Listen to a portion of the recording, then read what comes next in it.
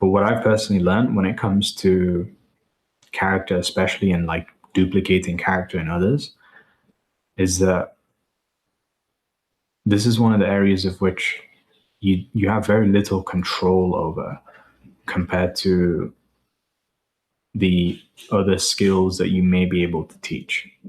Like I said, I can teach a person how to ride a bike. I can teach a person sales. I can teach a person how to communicate better, more effectively, how to use different language. And there's so many things that I can teach a person. But character is one of those things that, yeah, I wish, part of me wishes that I could teach more of that. But what I've learned through my personal experience is that character is really formed and forged through pain, experiences, and that's work of God. It's not necessarily work of man. It's not something that I can teach. It's not something another person can teach.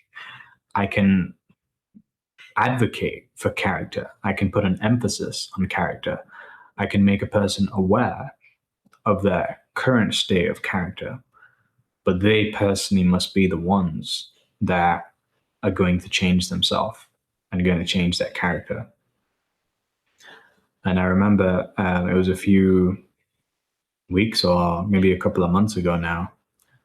I was just in the park doing a little bit of calisthenics, and this guy walks up to me. He was a guy from Singapore in the UK. And I was like, "Why are you in the UK if you're from Singapore?" He's like, "I've been sent here by God to minister." And I was like, "Damn, that's some next level obedience. If you're willing to go all the way from Singapore, if you all have ever been out there, it's beautiful. But if you're willing to go and take your whole family to the UK from Singapore just because you've been called by God, that's some next level obedience." And so he came, and one of the things that he was sort of preaching to me was the miracle of changing character and how people pray for things that are just so easy for God to do. Like, it's so easy for God to actually like help a person to acquire money, to acquire assets, to acquire worldly success. And a big part of that reason why is because it doesn't even require God to fulfill on that. Like, another person can help you come up. As I was saying in the call from yesterday, it's like even you calling on spirits and demons that are not necessarily from God. That's another way that you can come up in the worldly success. So that's not a difficult task for God. Sometimes they don't even need to involve God. But in order to really change your character for the better, that's something that requires more the presence of God. And that's the real miracle. That's the real miracle. It's not how much can come from what you acquire in possessions, but how much you can actually change your character.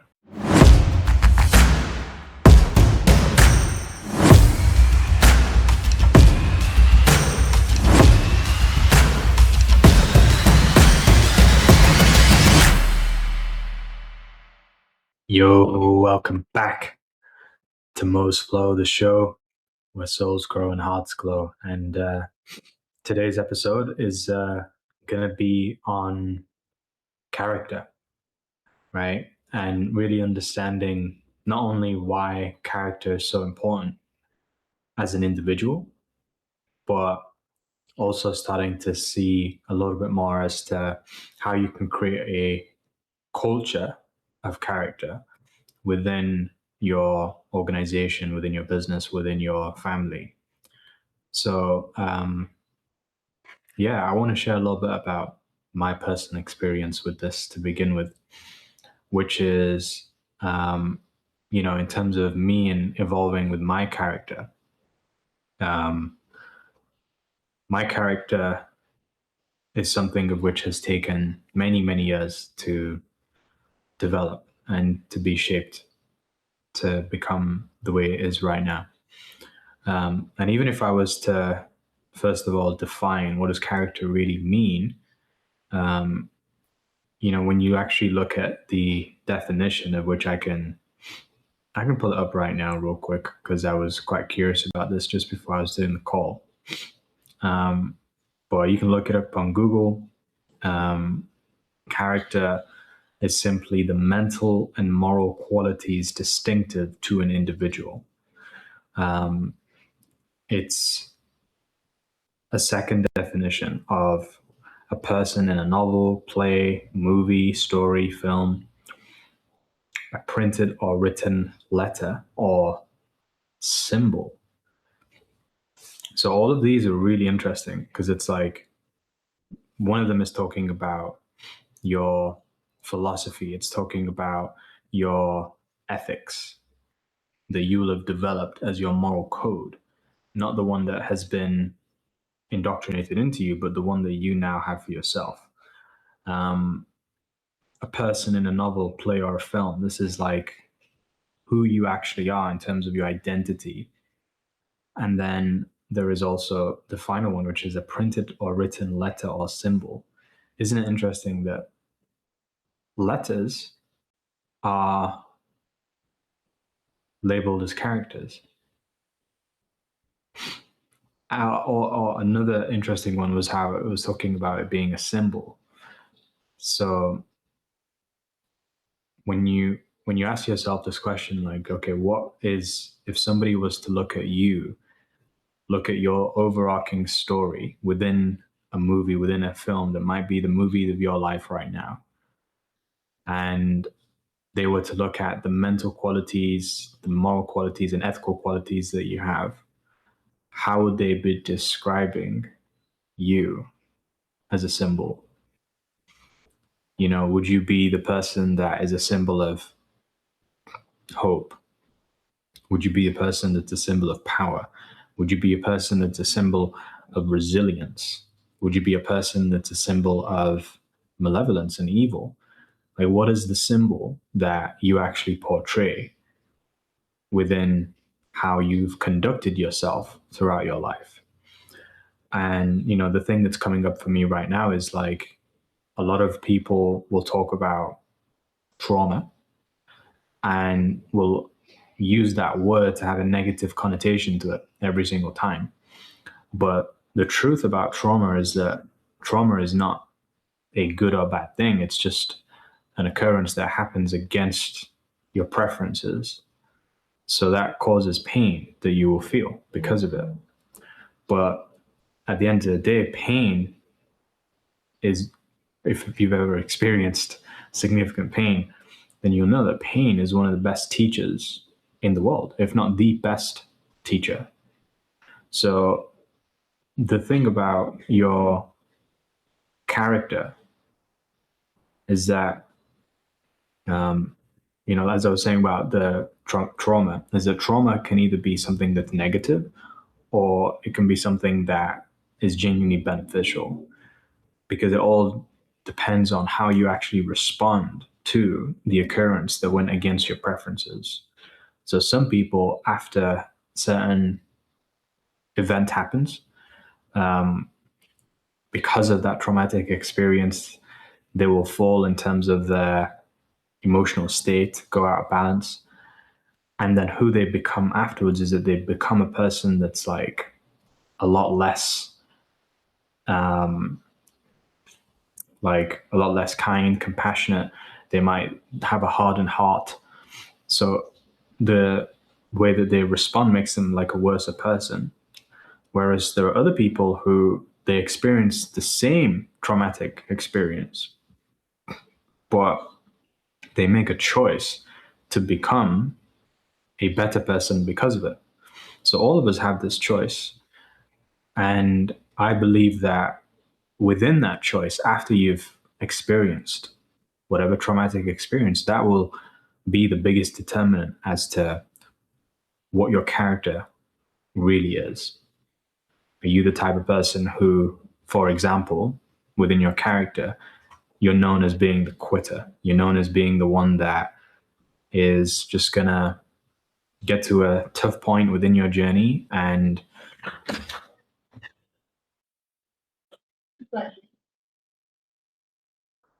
um,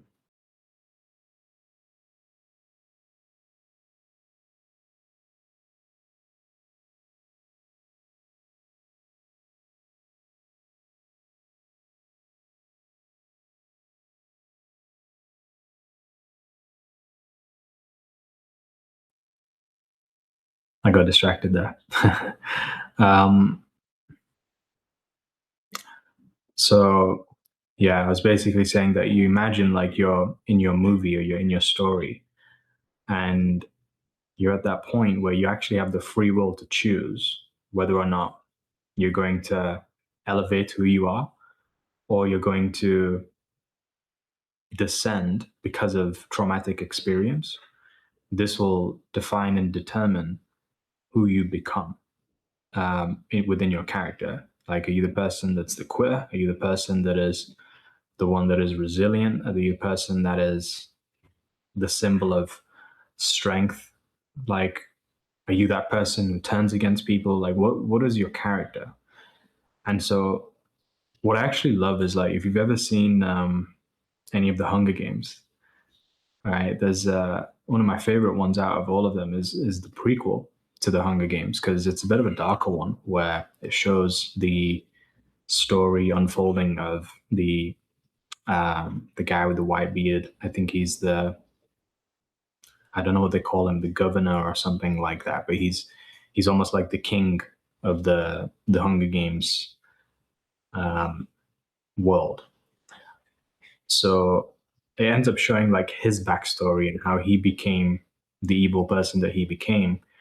But what I love is one of the quotes from that movie, which is where the guy is being asked, like, by the game master, he's being asked, why do you think the Hunger Games was actually created in the first place? And the way that the person responded initially was he didn't know, until he actually went through the process of going into the Hunger Games. And then he went in, he experienced like a lot of traumatic experiences, is the best way to put it, things that went against his preferences, but who he chose to become in all of those moments defined his character. And then when he went back to the game master and she asked him, why was the Hunger Games created? The reason that he gave is, he said, it's because people don't know who they really are until you put them through an immense amount of pain. Like, you take everything away from them. That's when a person will really know who they are.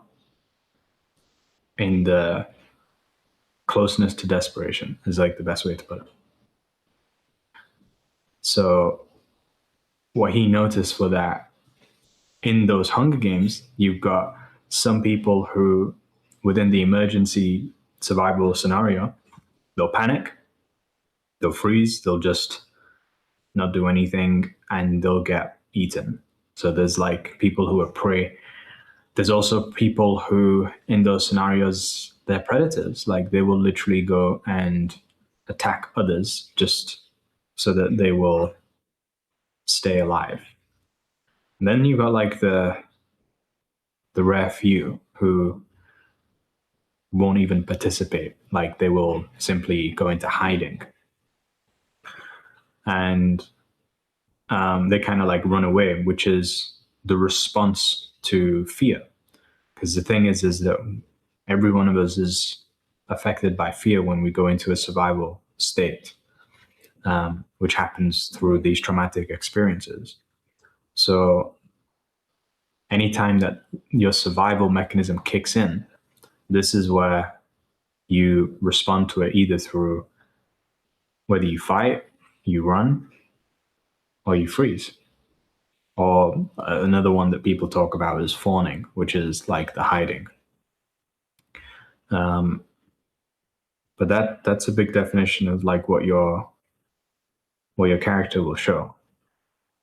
So in that movie example, like he was one of the ones that initially he was a bit more of a reserved one, held himself back, didn't know who he was going to become, but then realized that when shit hits the fan, like he's truly got that spirit of he's willing to fight for the people he loves in that moment.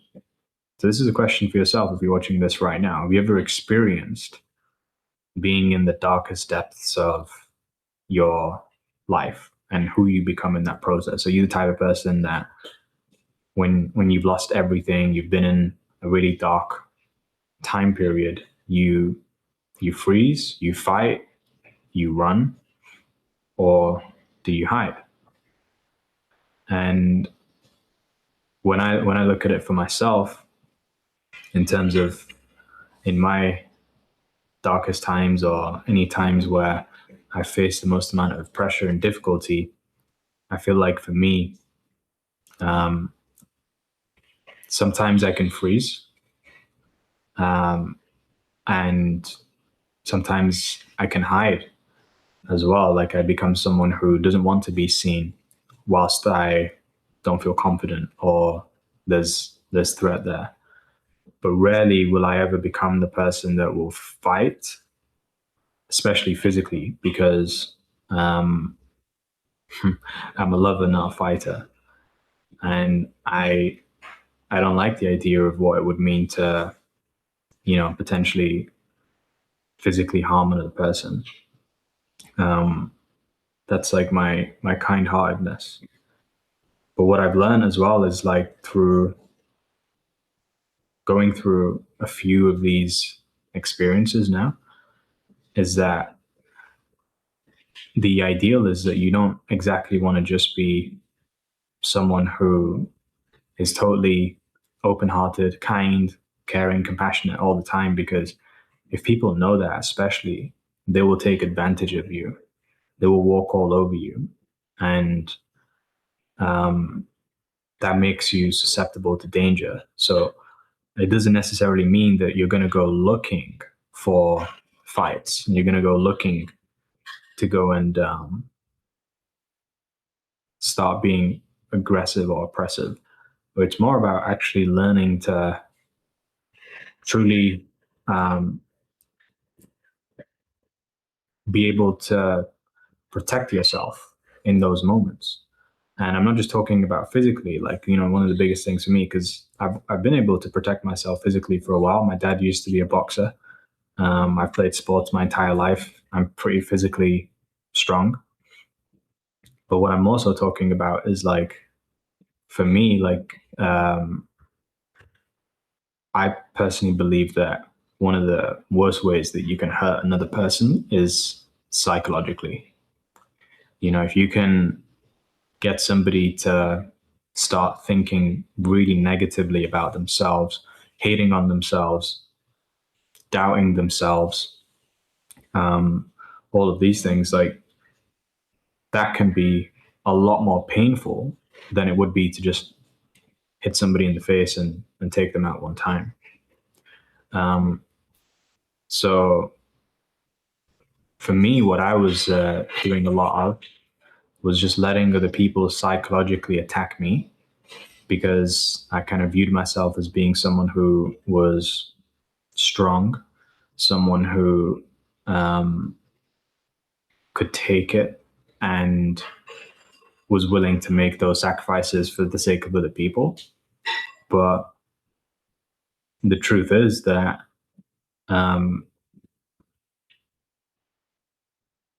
it was not something which was ideal. It wasn't the most honorable thing to do, because it was allowing others to um, walk all over me, kind of thing. And yeah, the same way that you would to any child that you love or any person who you care about, you would want them to be protected and physically protected is the same way that I urge you right now, if you're watching this video, to really learn to protect yourself psychologically. Like there's so much going on right now in the world where you've got algorithms and social media platforms and all of these distractions in the world where there's a lot of attacks on your inner world. So especially if you haven't been given much training on how to guard your mind, then especially when you're coming up and you're getting to a certain level of success, you could become more of a threat and more of a target. When you're not being consistent or disciplined and gaining momentum, then you're not exactly a threat to anybody, because you're just coasting along. But let's say from like a business perspective, you start making more money and people find out that you're becoming more successful, then you can easily become a target. Straight away, one of the examples of that would be people coming up to you and saying that, hey, I need a job right now. Can you help me out, please, as a favor? So the way that it can come is sort of appealing to your better nature, but especially if you're someone who, a bit like myself, I've always wanted to get to a point where I can be a person that's providing opportunity to others so that they can win, they can level up, they can grow. And so when that opportunity is presented, I'm like, maybe now's the time to take it and have the faith that there'll be more provided. But sometimes it's like you can take it to an extreme. And that's what one of my biggest mistakes has been, is like taking my kindness to an extreme. So what I'm really sharing here is in this message is to make sure that whilst you are pleasing God, whilst you are being kind to others, whilst you're serving, don't forget that biblical quote that's the most important, which is to love thy neighbor as you love yourself. And if you're not truly loving yourself, protecting yourself, then it's not an instruction to start going and loving and caring for others. You have to take care of you first. So this was like a hard lesson that I learned initially when it came to character. But the other aspect of what I was sharing was about how there's duplication of which you can have within your organization, you can have within your team, you can have within your family, where on the one side of things, like in every single vocation, it requires that you don't just have skill proficiency, meaning you can do the practical things, but you also have the character that comes with it. And I'd actually say that your success is 95% character, but it's only 5 to 10% skills. So that's like a small fraction of it. Like the skills is not the reason for why people don't get the results. It's always 9 times out of 10, it's the character that they have.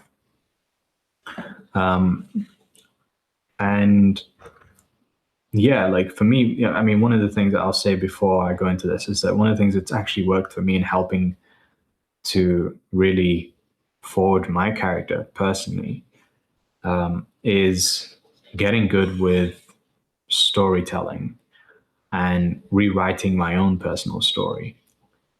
So, all of us, we have stories that are going on within our subconscious mind, which is a big reason as to why we have the memories, beliefs, and emotions that are going to be dictating our behavior. So this is the main purpose of storytelling is to convey these emotions, beliefs, and memories to the people's subconscious and subconscious.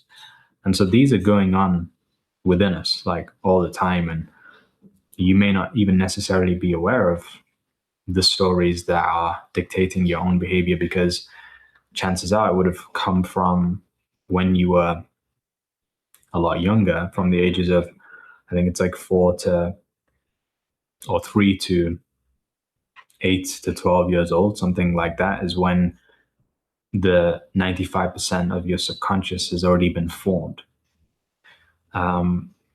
So if you pay attention to what kind of stories were fed to you, either by the media, by the movies and cartoons and series that you used to watch, through the miseducation system and how you may have been misdirected with your teachers and the curriculum, through your parents and elders and family members, your main caregivers, like what were the main stories that they were telling you about who you were becoming and who you are, where you came from. All of this would have shaped your subconscious. But what I highly recommend to do, if you actually want to rewrite your story and you want to make amends, because you can see that there may have been a lot of limiting beliefs, there may have been a lot of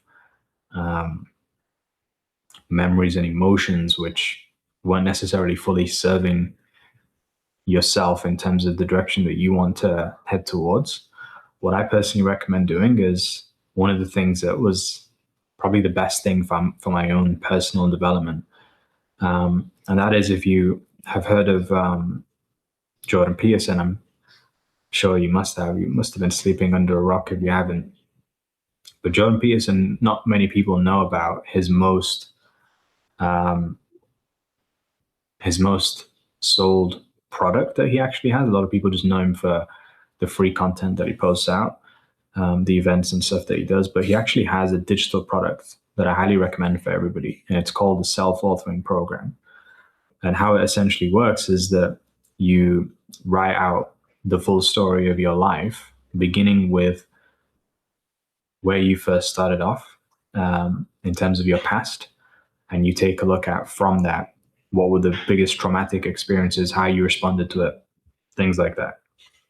And then you look at your present self and you write up who you are right now. What's your personality? What's your main traits that you personally possess? And then the final aspect is writing out your vision for the future over the next however many years and what you want that to be like. And this is such a great time to do this exercise as well, because we are entering into a new 9-year cycle with numerology, and it's going to be epic. This is a whole different era, moving into the golden age. And I'm personally very ready and looking forward to what this next chapter of my life is going to showcase and what it's going to look like for you too. So I'm really looking forward to this. But this would be such a great time to do it, especially like you've got the Christmas holidays, and it's just coming up to New Year's. So this would be the perfect time to do it. But what I would say is a forewarning is that if you're going to do it, it only costs like £12. But if you're going to do it, you got to set some time aside. It was one of the things that probably took me the most amount of time out of all the things that I've done within personal development. This is not just like reading a book, writing your own story out fully for your life. I mean, I spent hours and hours on it. But it can be done. It can be done pretty quickly. And the thing that attracted me to it as well was that, like, you know, Jordan Peterson was saying that out of everyone that was doing it, it was roughly a statistic like 30 to 50% of people that did it, their grades doubled. I can't remember what it was, but like everyone that did it just started to get better results in their life because of it.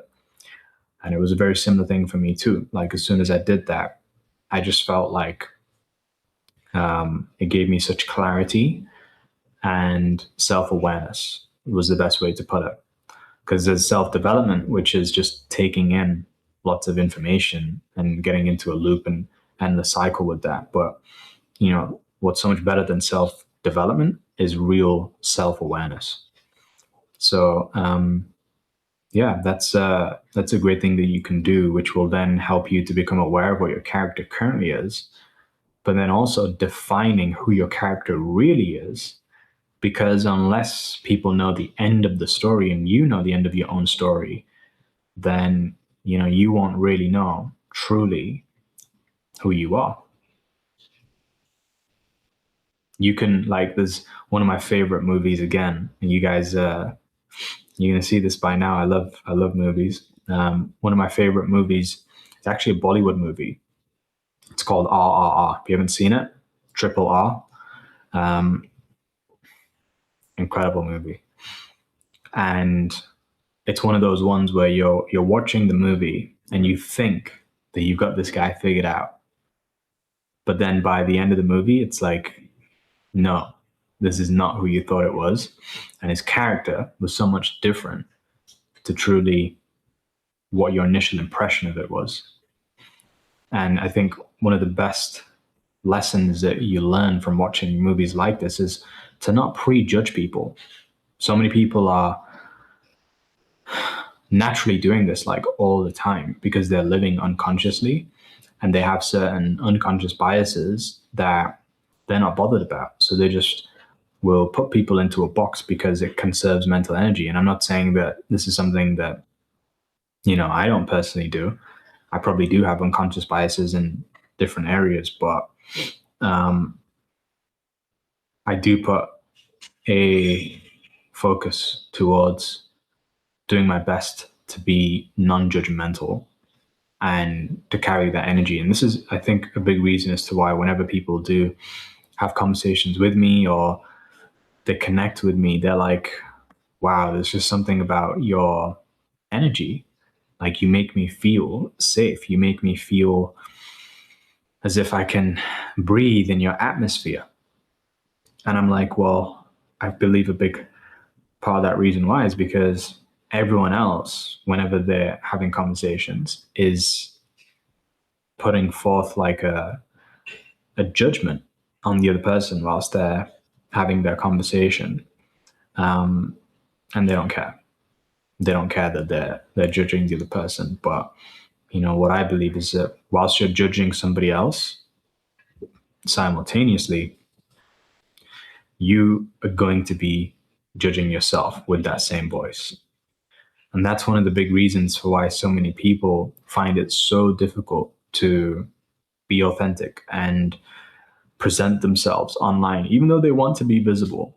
Most of the people that I've actually spoken with that tell me they want to have a private life, they want to not be seen, they want to just like live with having money coming in and not having to talk to anyone. Most of those people, when I actually do more digging and peeling back the layers, I realize that they all truly do want to be seen by the right people, but they're so afraid of being judged by the people that are not in their tribe that they don't even want to pay that price. And I believe a big reason why is because they're going to be judging other people so much all the time as well. So, yeah, this is what I would say in terms of your own individual character. But then the second phase of this is, like I was saying, one of the most difficult things that I've ever found to actually duplicate and to teach is character. Because with everything else, like, I can teach a person to do practically anything that I learned myself. Even when I was younger, I was explaining to somebody else that I've been teaching, coaching, training, mentoring since I was a kid. And I remember, back when I was a kid and I was teaching like my sister, my younger sister, how to play tennis, and we were just like 5 years old. I remember teaching my cousin how to play pool and table tennis when, again, like we were 7, 8 years old. I remember teaching all my cousins how to play Call of Duty and PlayStation games and things like that because I was the oldest. And what I notice now is that like a lot of the things that like my family are good at, part of the reason for why they are is because I told them how to be good at it. And personally, what I believe is that the best teacher is not necessarily the one who will break down exactly how to do a particular thing. But actually, the best teacher is the one that just helps the other person to rise in love with that particular thing, teaching them the love of the thing itself, the expression, the art form. And once they develop that love, like they'll go and work on it themselves. So it's actually also a reflection of my human design because I'm a manifester within human design. I think it's a 1-4 manifester, an investigator, opportunist. And a big part of my human design is that I'm not necessarily supposed to be the one that brings things to an end. I'm actually just supposed to be the one that initiates something, that will take the initial risk, that will go be the first to do something, that will be willing to embarrass himself, willing to humiliate himself. And then through doing so, other people eventually come through and then they take it to a whole different level and go faster and further than even I do myself.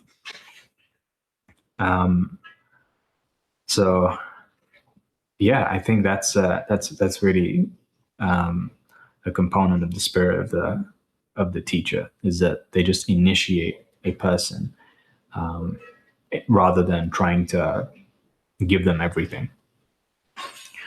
But what I've personally learned when it comes to character, especially in like duplicating character in others, is that this is one of the areas of which you have very little control over compared to the other skills that you may be able to teach. Like I said, I can teach a person how to ride a bike. I can teach a person sales. I can teach a person how to communicate better, more effectively, how to use different language. And there's so many things that I can teach a person. But character, one of those things that, yeah, I wish, part of me wishes that I could teach more of that. But what I've learned through my personal experience is that character is really formed and forged through pain, experiences, and that's work of God. It's not necessarily work of man. It's not something that I can teach. It's not something another person can teach. I can advocate for character. I can put an emphasis on character. I can make a person aware of their current state of character, but they personally must be the ones that are going to change themselves and are going to change their character. And I remember it was a few weeks or maybe a couple of months ago now. I was just in the park doing a little bit of calisthenics, and this guy walks up to me. He was a guy from Singapore in the UK. And I was like, "Why are you in the UK if you're from Singapore?" He's like, "I've been sent here by God to minister." And I was like, "Damn, that's some next level obedience. If you're willing to go all the way from Singapore, if you all have ever been out there, it's beautiful. But if you're willing to go and take your whole family to the UK from Singapore just because you've been called by God, that's some next level obedience." And so he came, and one of the things that he was sort of preaching to me was the miracle of changing character and how people pray for things that are just so easy for God to do. Like it's so easy for God to actually like help a person to acquire money, to acquire assets, to acquire worldly success. And a big part of that reason why is because it doesn't even require God to fulfill on that. Like another person can help you come up. As I was saying in the call from yesterday, it's like even you calling on spirits and demons that are not necessarily from God. That's another way that you can come up in the worldly success. So that's not a difficult task for God. Sometimes they don't even need to involve God. But in order to really change your character for the better, that's something that requires more the presence of God.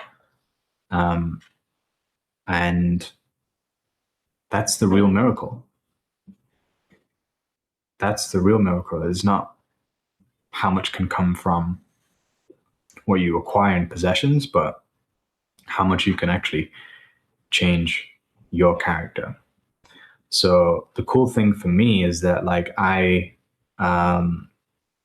spent so much time, and this was again like part of my savior complex, ego complex, which was trying to change other people's character that I personally believed in. I could see the best in them, but didn't realize that these are also people who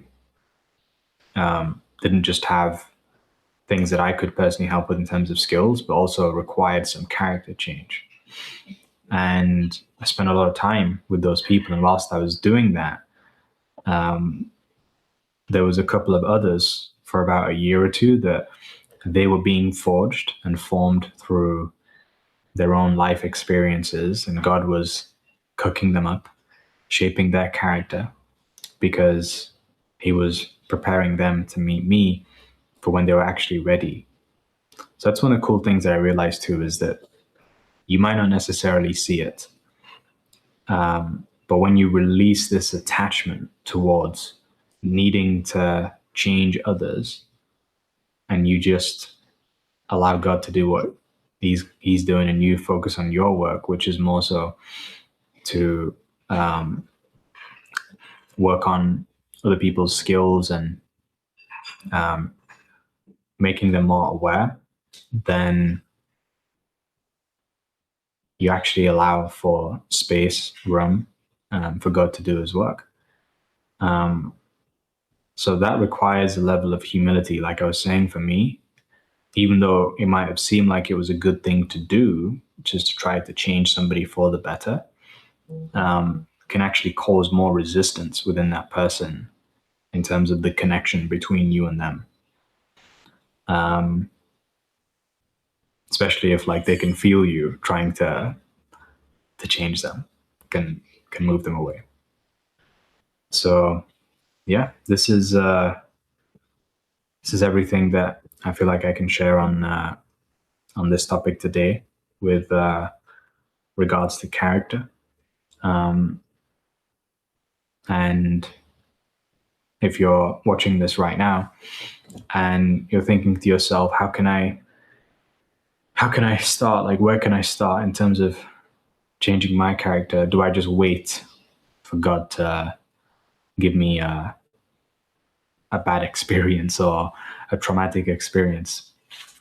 Do I pray for a bad experience? And I'm like, no, don't do that, because just simply by praying for certain virtues, when you pray for success, God will give you not necessarily success straight away, because he doesn't give you everything that you want. What he actually does is he gives you time. And if you don't know what time is an acronym, which is things I must experience. Things I must experience. So you're thinking to yourself that God hasn't actually answered your prayers when you have made a prayer and you have made an ask to him. That's what you're thinking. When really it's not that he hasn't answered your prayers, it's just that you have also not just been praying for the outcome, but you've been focusing on praying on how it will be delivered to you. But if you simply have trust that everything will be delivered, just not in the way that you'll be expecting it, then what God will present you with is the opportunities of which you can transform to become the person that will be able to acquire what it is that you desire. And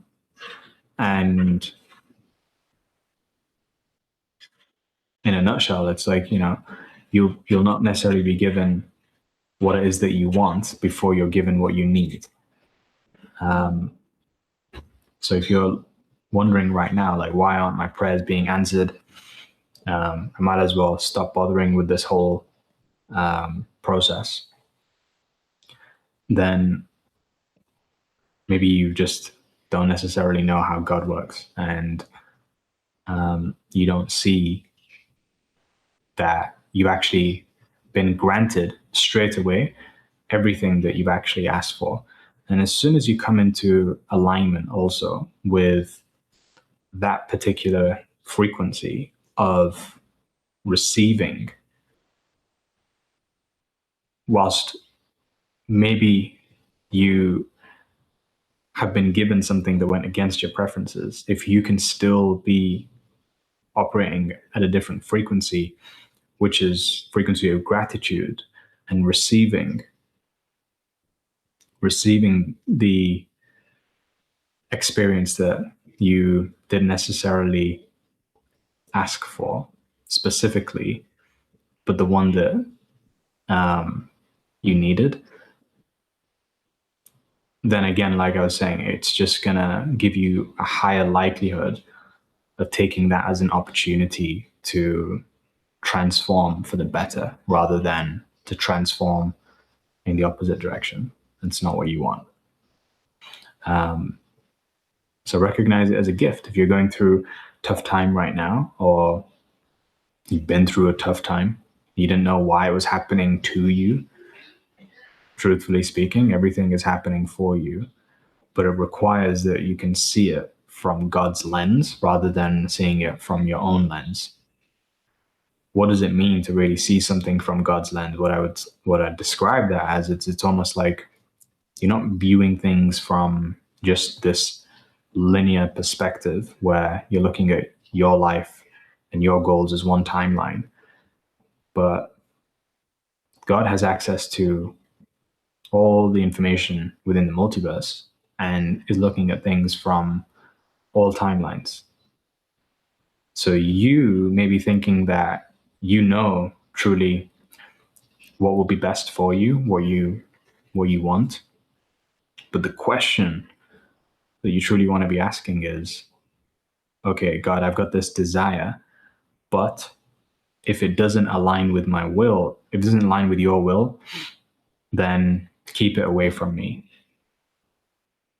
So you don't want to be asking God, just, will you give me this? Because God will always give you. But it's more like, I place my trust within you. So will you make it easy for me to put your will above my desire?